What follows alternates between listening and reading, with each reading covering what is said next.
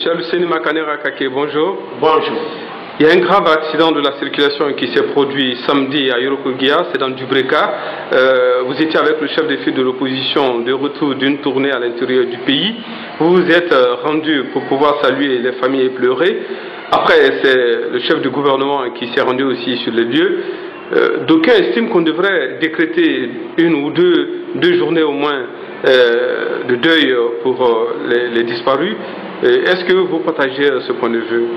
D'abord, je voudrais profiter pour exprimer toute ma compassion aux familles éplorées et aussi dire que je suis tout à fait d'accord avec un drame de telle ampleur.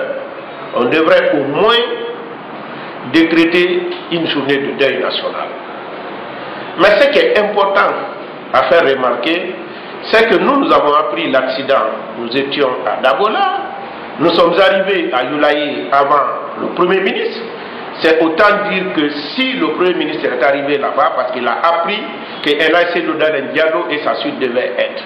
Voilà toute la différence entre le gouvernement actuel de Alpha Condé et le chef de file de l'opposition.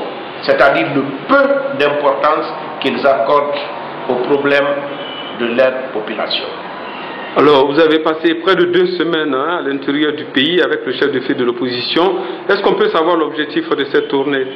Bon, l'objectif de la tournée, c'était juste d'abord pour aller remercier ceux qui ont voté pour lui en 2015, mais aussi rencontrer toute la population, les couches socio-professionnelles, pour toucher du doigt leurs problèmes réels, les paysans, les agriculteurs, les menuisiers, les gérants de bars, les commerçants, pour connaître leurs problèmes afin de pouvoir concocter un programme de société, puisqu'il est candidat et je suis convaincu en 2020 il sera président de la République si Alpha veuille bien respecter la Constitution.